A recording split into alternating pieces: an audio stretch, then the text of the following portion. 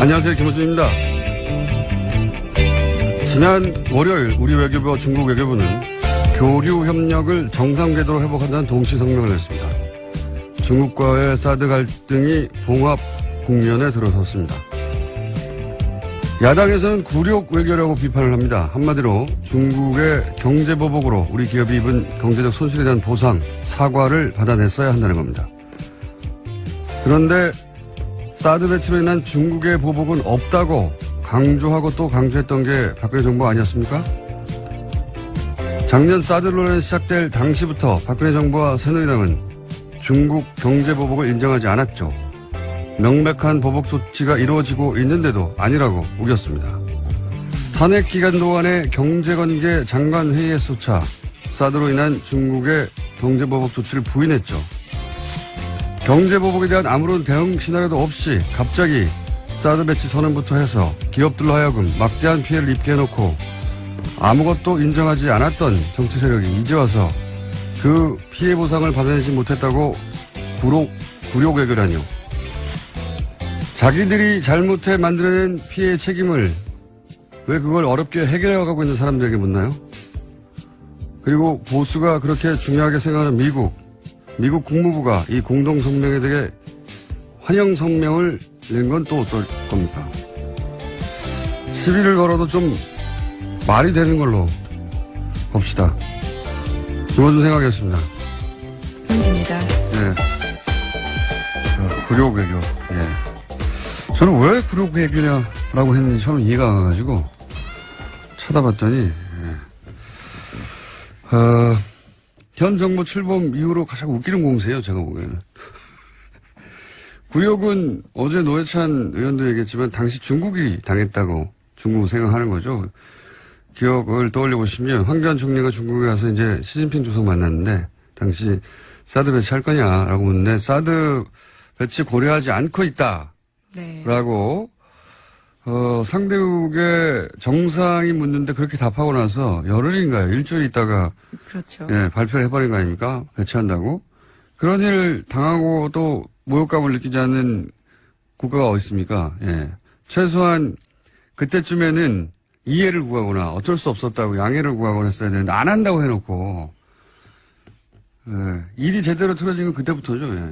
대내 모두에게 거짓말하는 게 일상적이었던 정권인 것 같습니다.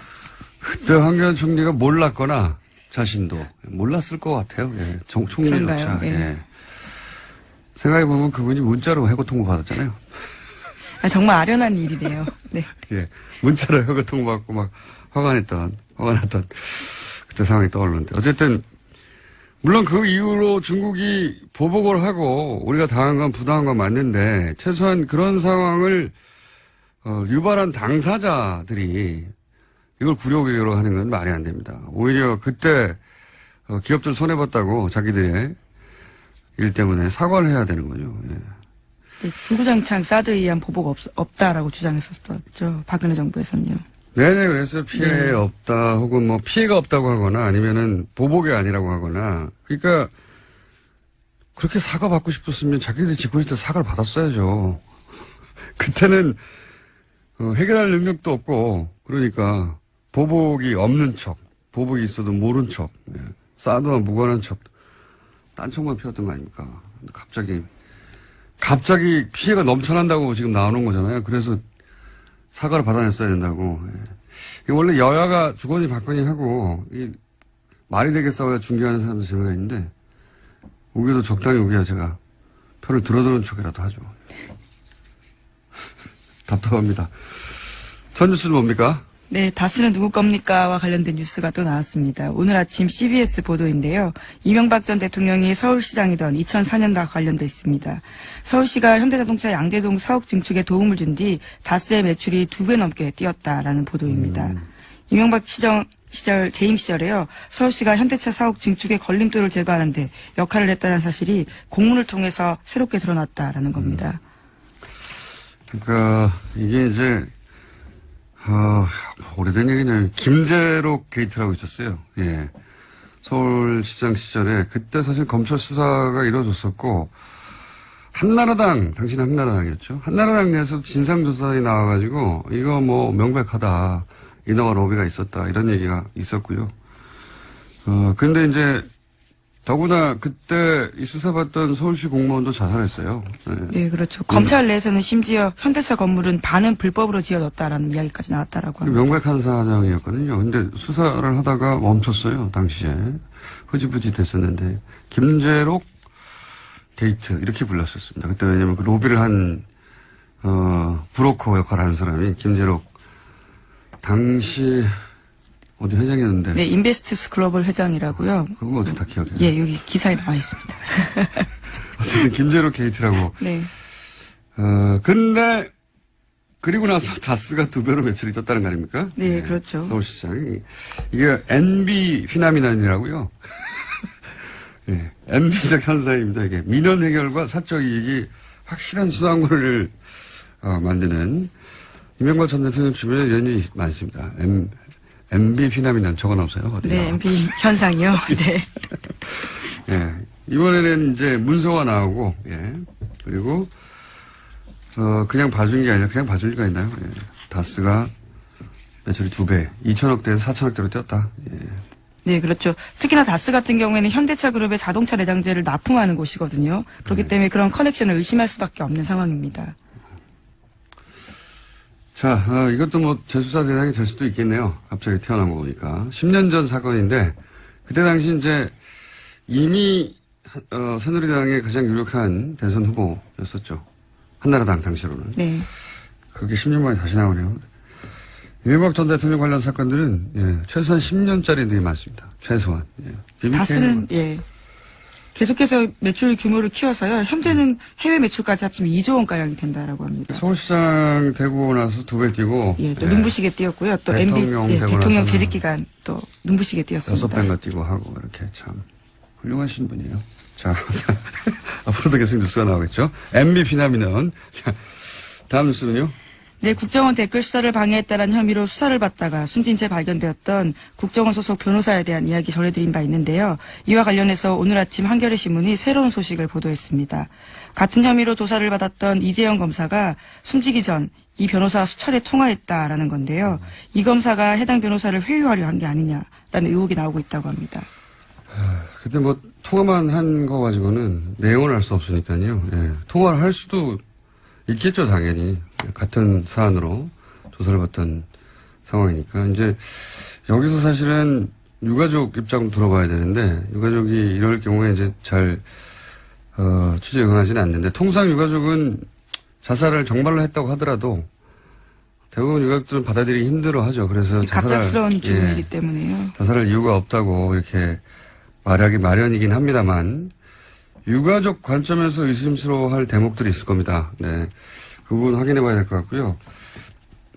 그만하니까 생각나는데 매우 특이하게 이런 류의 죽음에 대해서 자살이 맞다고 유가족이 거꾸로 이야기해 준 제가 기억하는 거의 유일한 케이스가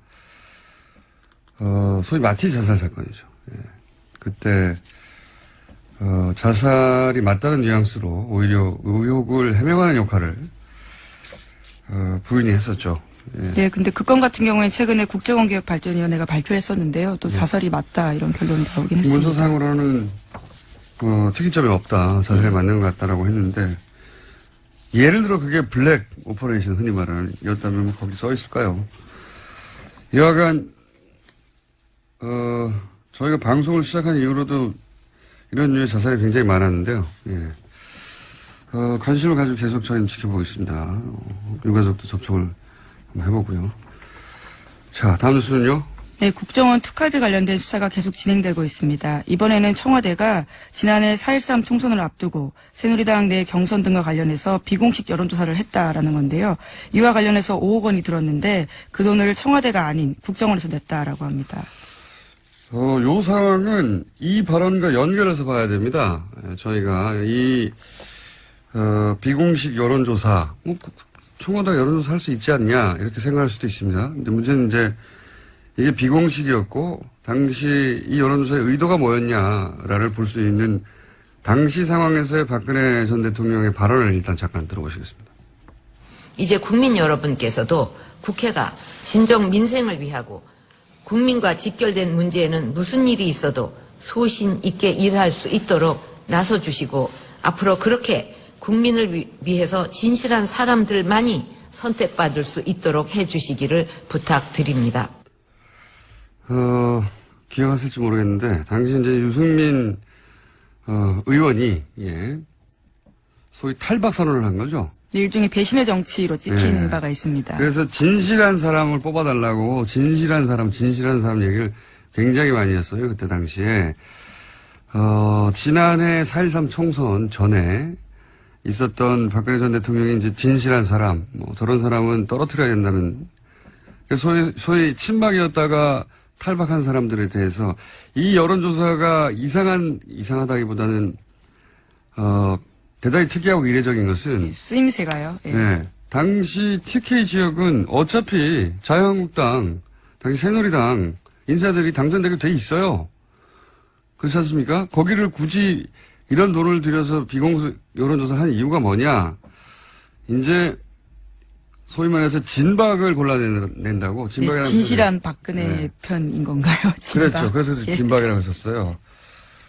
친박을 넘어서서 진박을 골라내는 선별 작업을 한다고 했었고, 그래서 이거는 단순히 여론조사가 아니라 박근혜 전 대통령이 찍어서 원하는 사람이 되게 하도록 만드는 그런 구도가 어떤 사람을 통해 가능해지겠는가 하는 거를 골라내는 명백한 선거 개입이죠.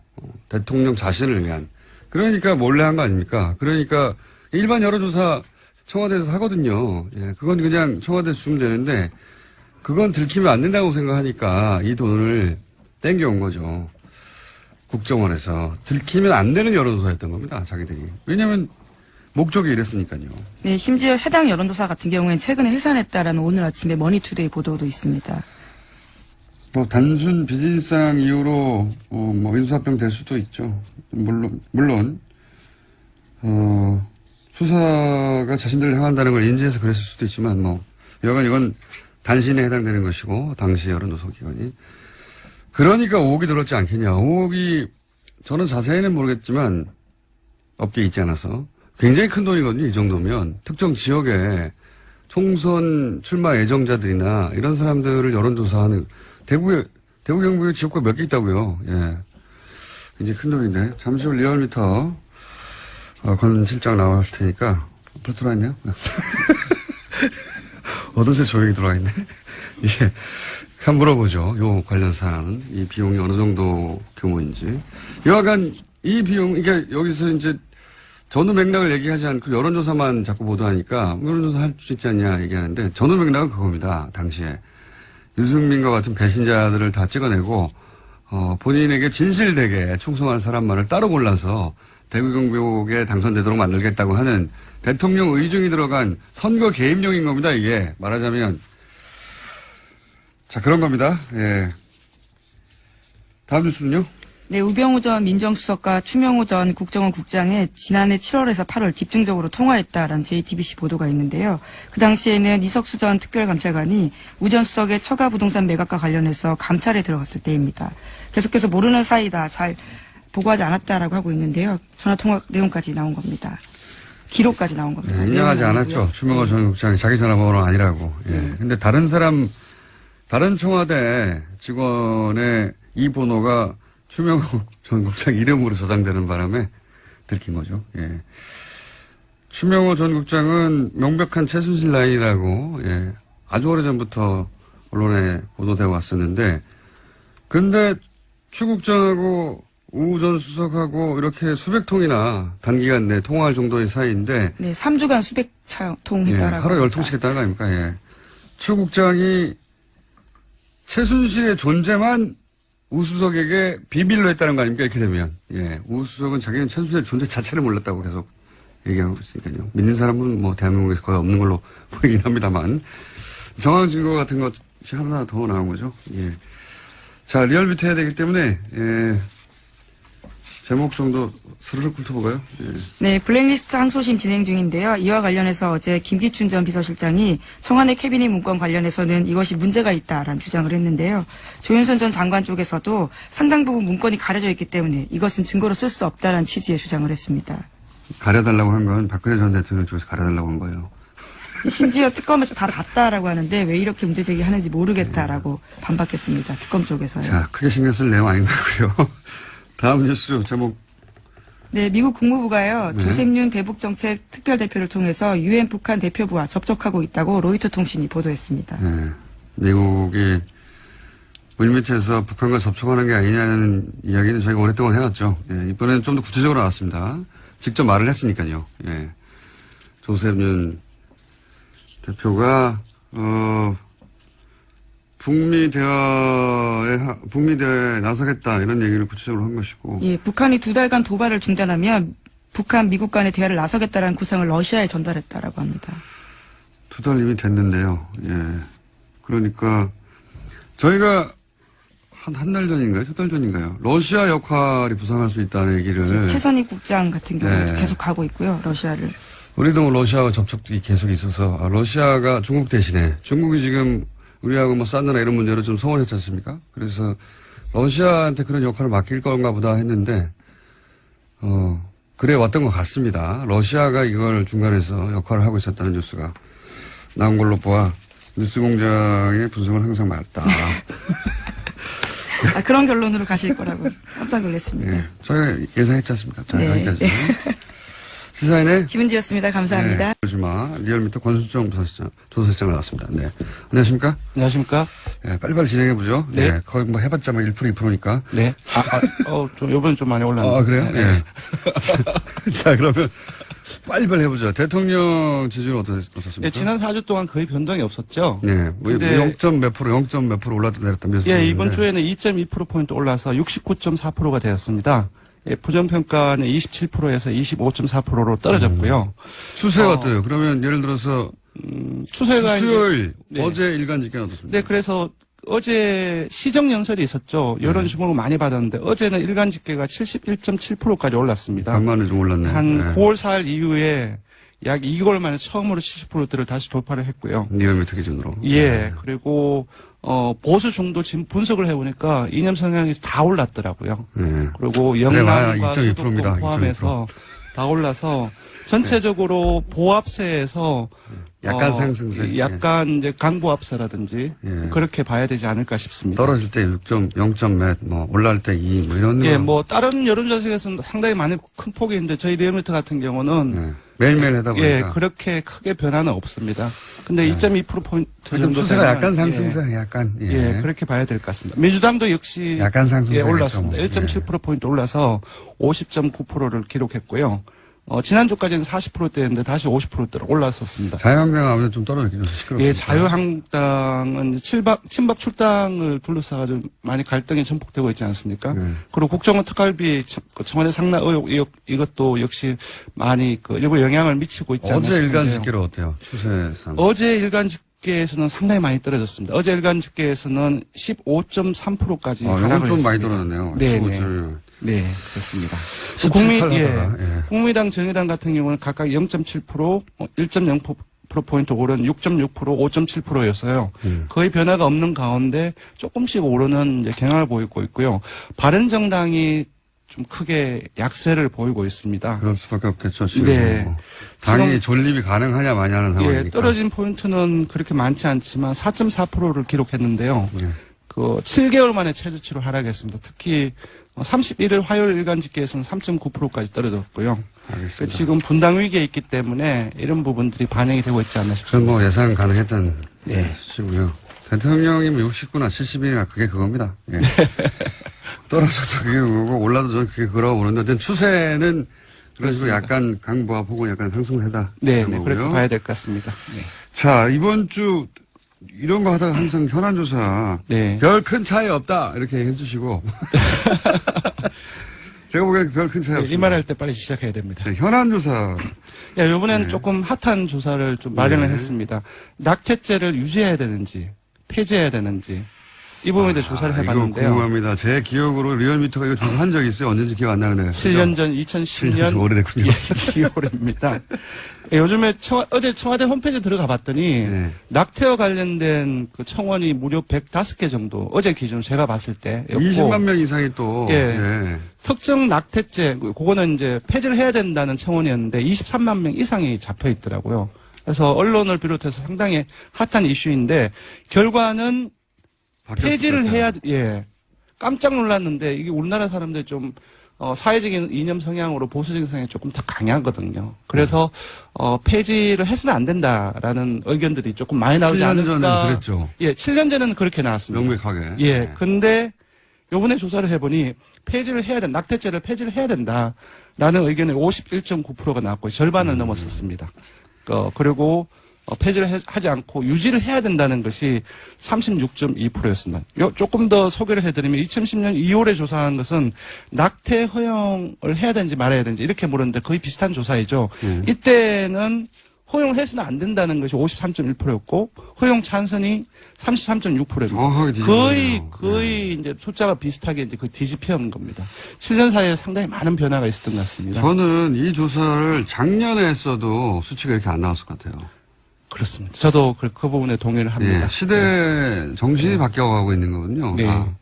그게 이제 실제 시대 정신이라는 게 정권을 바꾸는 건지 정권이 네. 바뀐 것이 시대 정신에 영향을 주는 건지 뭐 서로 영향을 주고 받겠지만 네. 그런 영향이 크다고 봅니다. 저는. 예. 맞습니다. 국정농단 사태를 지나는 과정 속에서 공정과 정의 그리고 이제 사회적 약자들에 대한 어떤 배려 그러한 어떤 가치가 강화되고 있기 때문에 분명히 그 이전에 작년 국정농단 이전에 조사를 했을 때는 이렇게 나오지 않지 않았을까 그렇게 예상을 해봅니다. 저도 그렇게 생각이 들고요. 그래서 이번 여론조사 결과가 궁금했었는데 네. 그리고 또 하나 관심이 있는 포인트가 있습니다. 뭐가 있습니까? 여성과 남성이 많이 달라요. 아, 그건 그렇겠죠. 예. 네. 그건 그렇겠죠, 당연히. 예, 여성 10명 중에 6명은 폐지를 해야 된다. 예. 이건 저는 여성의 견해가 훨씬 중요하다고 봅니다. 그렇죠. 남자가 뭘 합니까? 당사자이기 남자는 그냥 때문에. 머리로 생각하는 거거든요. 네. 윤리나 규범의 관점에서 바라보는 네. 것이고, 혹은 정부의 관점에서. 예, 남성은 44대 43 거의 같습니다. 네, 팽팽하네요. 예. 근데 더 놀라운 것은 보수층을 포함해서 중도 진보 모든 이념 성향에서 네. 폐지를 해야 된다는 의견은 더 많이 나왔습니다. 시대 정신이 바뀐 거죠. 예, 지역도 부산, 울산, 경남 제외하고 연령도 60대 이상을 제외하고 모든 연령층에서 폐지를 해야 된다라는 의견이 많이 나왔습니다. 불경 60대 이상. 예. 예. 자유한국당 지지층을 제외하고는 사실상.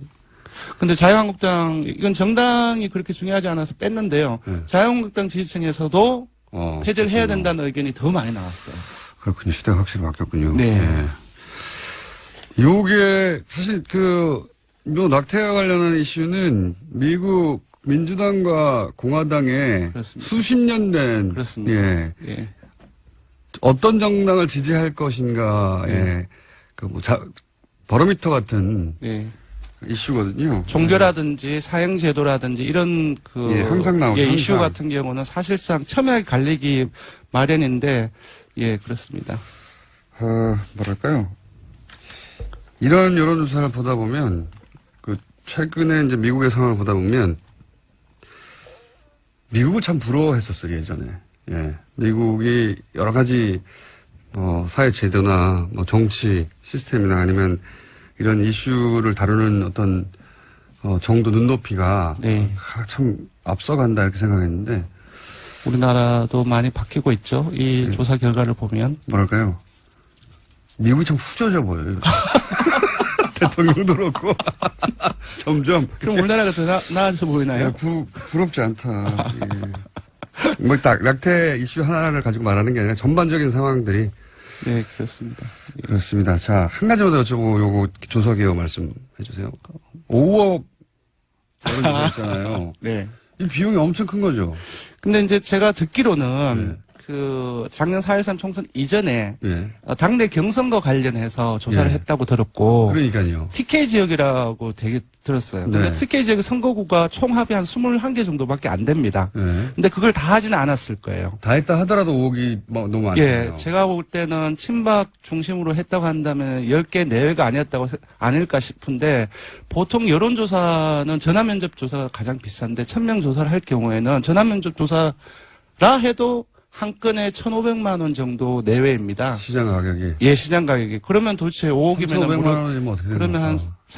그 30개 정도를 할 수 있는 거죠. 그 비용을 다 준다 할지라도. 네.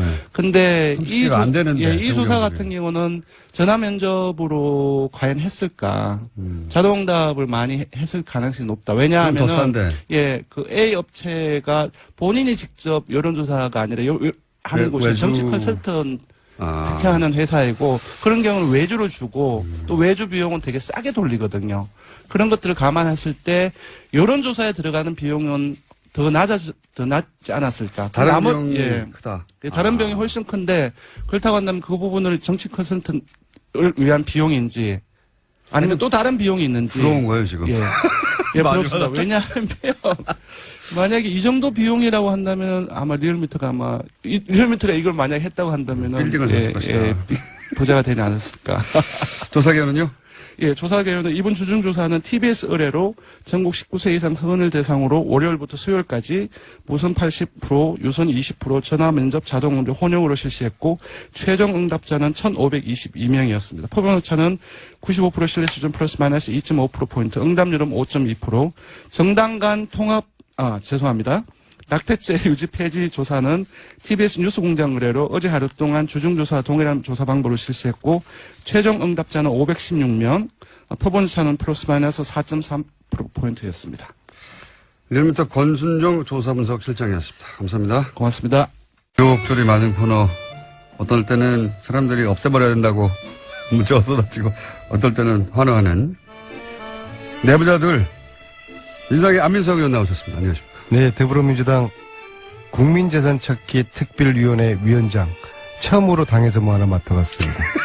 안민석 의원입니다.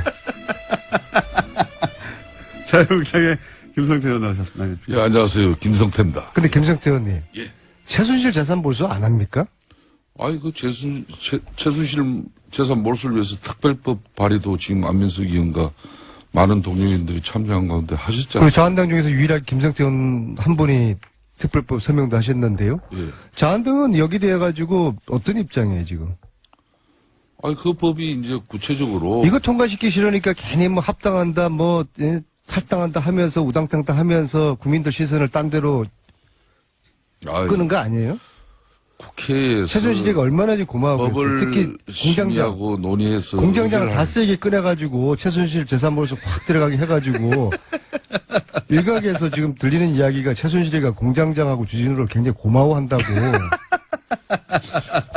안민석 의원 그렇게 하는 겁니다. 그렇게. 그러니까 특별법은 아무래도 입법기관인 우리 각 의원들을 정파나 정당 다 달리하고 또 정치적 이해관계 다르겠지만은 그 법을 대표 발의한 안민석 의원께서 끊임없이 우리 의원들을 만나고 최순실 재산 몰수에 대한 이 당위성이나 또 정당성에 대해서 폭넓게. 동의하시죠? 저는 그 부분. 몰수해야 되죠. 근데 지금 정기국회가 한 달밖에 안 남았거든요. 네. 특별법 제정 제가 볼 때는 가능성이 굉장히 낮아요. 그러니까 안민석 의원께서 그 최순실 가능성, 재산 몰수 지금 한 번도 못하게 생겼어요. 보통 일이 아닙니다, 이거. 그 가능성에 대해서 지금 말씀을 하시는 국민 건데 여러분, 국회는 지금 최순실 재산 몰수 저도 얘기 전혀 좀 지금 생각이 없습니다. 저도 이야기 좀 합시다. 김성태 의원님 서명만 했지 네.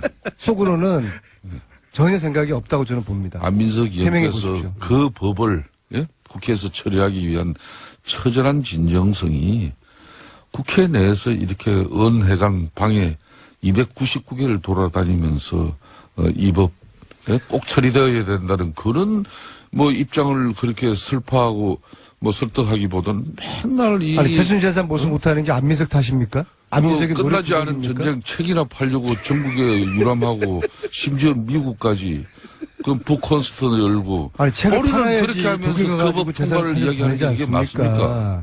예? 그러고는 여기 김호준 공장장 앞에서는 말이에요 국민들 앞에 호소하고 그래서 좀 안 맞아요. 제가 최순실 재산 몰수해야 된다는 이 말씀 드리기 위해 가지고 지금 북토크를 50회 하겠다고 약속을 이 자리에서 했지 않습니까? 네, 몇 회 하셨어요, 이때? 오늘 경기도 화성에서 하는데요. 오늘이 40번째입니다. 아우, 힘들어요. 예, 아주 자기 할 힘들고요. 때는 다 하면서 이 최순실 특별법 처리 안 된다고 동료원들한테 또 원망하고 그러면 안 되는 알겠습니다. 거예요. 그럼 제 노력이 것으로 받아들이고 제가 더 열심히 노력하는데 예. 근데 제가 전체적으로 보니까 저희 더불어민주당 저희 쪽에서도 좀 미온적이고요. 예. 그다음에 자유한국당하고 바른정당은 적극 반대고 국민당은 말로는 당론으로 채택을 지난 연말에 했다고 하는데 실질적으로 하는 건 아무것도 없어요. 근데 제가 이제 국민당이 여기 돼가지고 특별법 서명을 한 20명밖에 안 했다고 해서 뭐 그런 좀 반대의 뉘앙스로 이야기, 저는 그런 건 아닌데 특별법의 서명을 절반밖에 안 했던 이야기를 한 건데 국민당 측에서 오해를 했어요. 왜 안민석이가 국민당이 반대한다고 했느냐. 우리는 당론 발의까지 지난 연말에 했는데 저는 사실 그 몰랐는데요. 그 점은 제가 미처 확인하지 못한 점은 제가 소홀히 챙기지 못한 것은 유감스럽게 생각하는데 근데 사실 당론 발의하고 난 다음에 지난 1년 동안에 한 일이 아무것도 없는 이 점을 제가 좀 아쉽게 생각드리고요. 지금 저 이야기는요. 뭐 그래서 그런 국민당에서 이야기 했더니 또 국민의당에서 저 안민석 의원 또 윤리위원회 국회 제소하겠다고 제소하겠다는 그렇게 입장 해서 밝히니까 이제 아니 여러 이야기가 제소 나오네요. 아니라 뭐 저는 뭐 안철수한테 고발도 받은 적이 있고 제소 할아버지도 괜찮은데 그럼 국민당이 당론 발의를 했으면은 나서서 실질적으로 적극적으로 이 특별법 제정될 수 있도록 국민당이 한번 앞장서 주시고 그러면 제가 국민당 제가 박수 쳐드리고 안철수도 제가 업어드리겠습니다. 안철수 업어드리겠습니다. 어쩌면 그 같은 안씨끼리 금방 좋았다가 얼마 전에는 또 안철수 국민의당에서 우리 안민석 의원 또 고발건 이렇게 취하했다고 얼마나 안철수 의원을 또 칭송했습니까? 최순실 국면에서 하여튼 안씨들 이상하지. 아니 국민당이 저를 띄워주려고 작정한 것 같아요. 작년 이맘때 어땠습니까? 아니, 의원님 뉴스 방송에서 한 말씀 했다고 그래가 다 했던 얘기니까 이거 방통위에 저를 제소하지 않았습니까? 그때 제가 얼마나 또 당에서 시련을 처음으로 자리 겪었어요. 맡으니까 어떠세요? 예? 잘 적응은 안 되는데요. 근데 저는 이런 거 맞는 거 싫어해요. 싫어하고 저는 여의도 국회를 별로 안 믿거든요. 제가 국회의원이지만은 기본적으로 국회의원들은 당리당략 이게 저는 너무 이게 싫어요. 이게 제 체질이 안 맞고 국회의원도 제 체질이 안 맞지만은 그 위원장 그렇게 하고 싶어 하셨어요 그때. 아니 그거는 그런 이야기까지 나한테 이렇게 물으면 어떡해요. 응? 근데 이게 제가 독일을 다니는데 그냥 국회의원 개인으로 온 것보다도 당에서 특별위원장으로 왔다 하면은 도와주는 분들이 더 신나서 도와줄 거 아니에요. 이제 그런 차원에서 제가 당에다가 이걸 요구를 했던 것이고 이제 한 달, 이 활동 기간은 한 달입니다. 한 달 동안에 특별 제정 안 되면은 저도 이제 짐 싸가지고 이제 최순 재산 몰수 이제 저도 손들 수밖에 없는 거거든요. 그래서 김성태 의원님 서명을 하셨잖아요. 저 전국 다니면서 그래도 유일하게 김성태 의원님 혼자 서명하셨다. 자유한국당 중에서. 그래서 같이 좀 토론회도 하고 좀 국민들과 함께 이 국회는 절대로 이걸 생각이 없거든요. 그래서 국민과 함께 최순재산 몰수 특별법 제정 공장장도 다스만 이야기하지 마시고 예? 그러니까 최순실하고 밀당한다는 지금 이야기가 있어요. 최순실 재산부터 빨리 몰수하고 그리고 이제 다스 자, 의원님. 유상급식 그렇게 갑시다. 무슨 얘기인지 좀 알겠고요. 끊어주세요. 예, 알겠습니다. 충분히 특별법 만세. 얘기하셨고. 바른정당에서 몇 명 갑니까? 자유한국당으로. 뭐 제가 단정적으로 그분들 이렇게 몇 번 오시는 게 중요한 문제는 아니라고 봅니다. 그렇지만 그렇지만 숫자를 말씀해 주십시오. 뭐 구체적인 숫자까지 열거는 되지 못합니다만은 그래도 상당수 의원들이 7명입니까? 이미 결심을 거의 한 것 같습니다. 그게 7명 이상이죠? 네, 저는 그렇게 봅니다. 숫자를 말씀 안 하신다고. 최대 몇 명입니까, 일단은? 10명 정도 보십니까? 네, 말씀. 10명, 11명. 항상, 항상 세상에는 박지류가 존재하거든요. 지금 이 상황에서도 확실하게 탈당 의사를 가지고 있는 분들이 7명이고, 그 다음에 자강 의사를 가지고 있는 분들도 한 그 정도 숫자가 되잖아요. 그럼 나머지 한 5분이 있잖아요. 네. 박지. 그분들 중에서. 이제 저 자유한국당으로 돌아가는 분들에 대해서는 박지라고 안 부르시네요. 어쩔 수 없다, 이제. 근데 자꾸 제가 이 이야기하면 특정인이 그런 데기 때문에 또 제 앞에 있는 분이 또 오해될 수도 있고, 그래서 한 선도 탈당이 아니까 눈치 보시는 분들 중에서 한 절반 정도는 같이 넘어갈 거라고 보거든요. 그래서 저는 11명으로 저는 봅니다. 11명이요.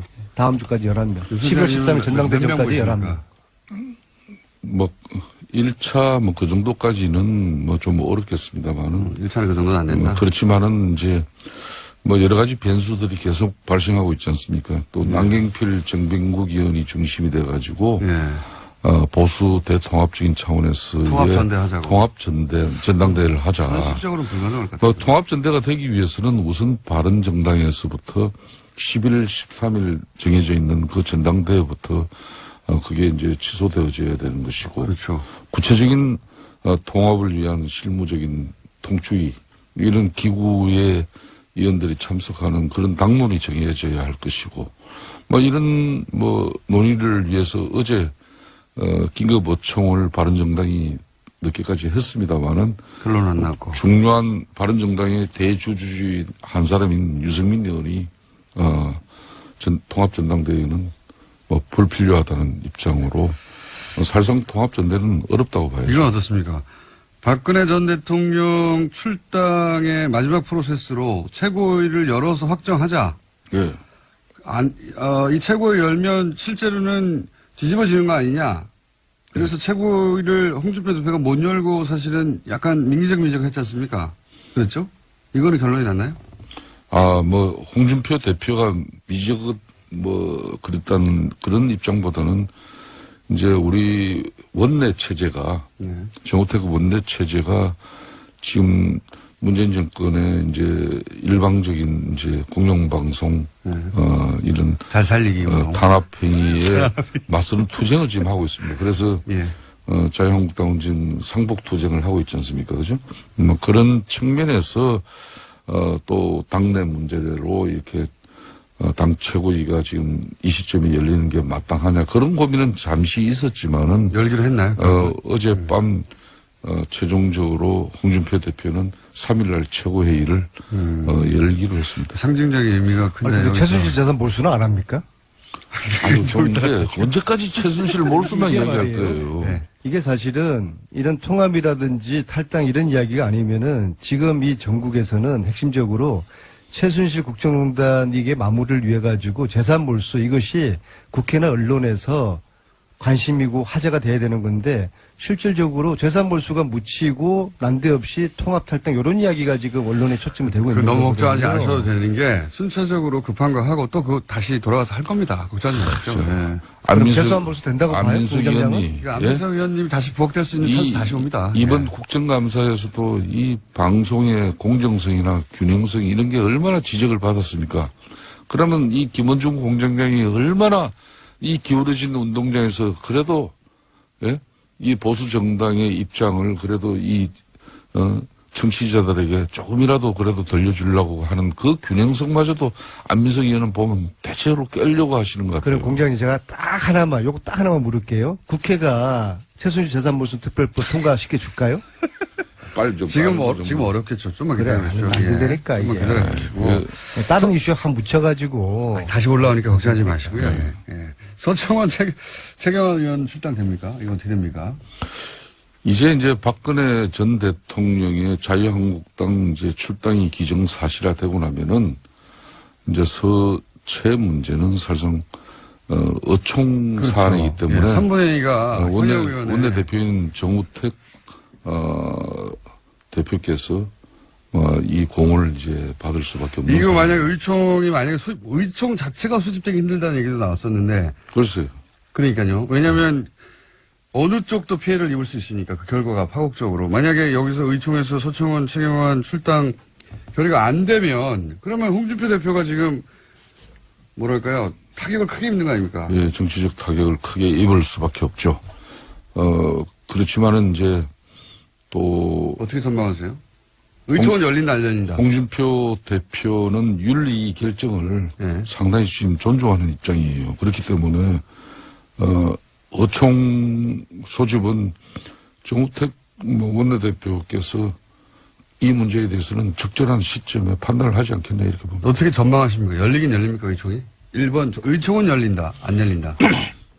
직접적으로 이 문제만 가지고 열리는 거는 그렇게 어렵다. 용이하지는 않는 현상이죠. 의총 자체가 열리기 쉽지 않다. 만약인데 우여곡절 끝에 열리면 지금 현재 당내 분위기로 서청원, 최경환 두 의원이 출당이 될 정도의 3분의 2 표가 모일 수 있습니까? 그 부분은 네. 국민적 여론이 여론이 어떠냐에 따라서. 우리 당을 지켜보는 우리 국민들이 이 문제에 대한 어떤 인식이나 여론이 아마 우리 어총의 결과로 가름되죠. 의원님이 보시기는 어떻습니까? 지금 현재 전망하자면. 뭐 그걸 지금 이 방송에서 그 전망을 그렇게 어떻게 개인적인 합니까? 전망인 거죠, 그냥. 저는 네. 뭐 그 부분은 거듭 한결같습니다. 국민 여론이 이 부분에 대한 되게 결정. 어렵죠, 일단. 현재는. 사실상 이 문제는 우리 당이 유능한 정치를 통해서 문제를 해결할 수밖에 없는 문제입니다. 요 유능한 정치라는 어떤 건가요? 그건 바로 국민의 뜻을 받드는 길밖에 없는 거죠. 아니 사실은 지금 국민 요거 좀 여론 물어보세요. 말씀하셨지만은 국민들은 여기 대해서 크게 관심이 없어요. 국민들은 올해 넘기기 전에 적폐청산 좀 독하게 하고 넘어가자 그거거든요. 적폐청산에 여러 가지 내용이 있지만 그중에 핵심이 과거 부정재산을 몰수하는 여기 국민들은 다 그런 기대를 하고 바라고 있는데요. 정기국회가 마지막인 날, 마치는 날이 12월 8일입니다. 그러니까 앞으로 딱 한 달 남았죠.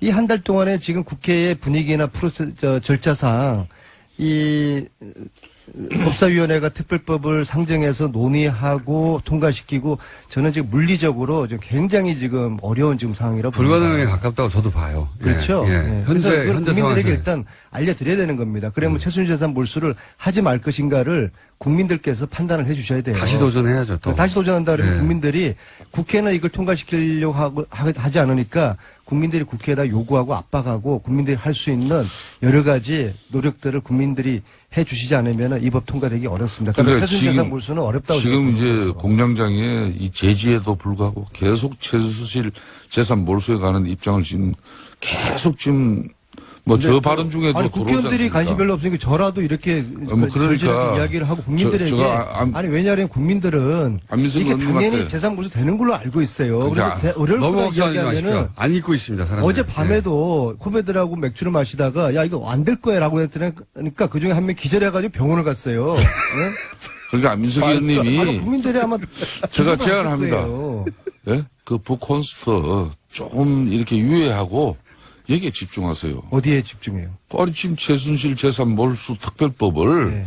본인이 대표 발의하시고 아까도 이야기했지만은 북콘스트에 너무 집중하다 보니까 물론 전국의 현장을 다니시면서 최순실 재산 몰수의 당위성에 대해서 또 직접 국민들을 만나는 그 시간도 제가 이렇게 하니까 소중한데 이런데서는 도지사 행보하는 거라고 요 사안인데 하시는데 정말 저는 그걸 내일 저는 나가서 그창 얘기하시고요. 가서 북톡하고 아니 도지사 행보가 아니라 아니, 오히려 나는 백분 그래요. 행보라고 이야기 도지사 하시면은 문제도 저 그 이야기 하건데요. 나왔는데 네. 아니 국회는 민주당의 지금 김성태 현재 의원님이 경기도지사 문제는 예?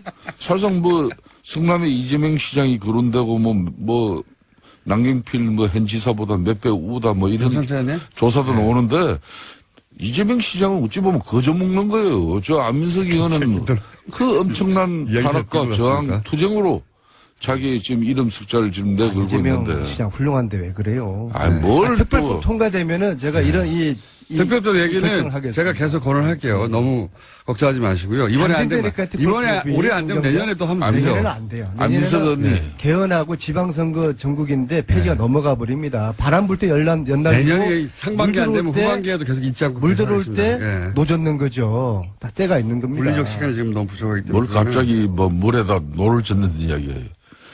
지금 중요한 것은 중요한 건 중요한 것은 통합입니까? 예, 서청원 통합입니까? 최경환 탈당 적폐- 됩니까? 적폐청산이라는 역사적으로 아무런 미명하에 의미가 없어요. 예? 이혼했던 부부가 다시 뭐 합쳐 본들 그게 무슨 뭐 의미가 있어요. 그냥 뭐 1년 전에 제가 그랬잖아요. 위장이혼이라고. 근데 위장이혼인데 이걸 다시 어떻게 하다 보니까 위장으로 이혼했는데 이게 다시 이게 합치려고 하니까 이상하게 이게 여러 가지 어려워지는 상황에 봉착한 거예요. 근데 국민들 다 알아요. 예?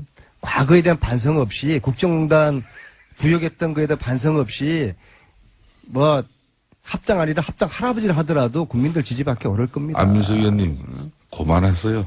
예?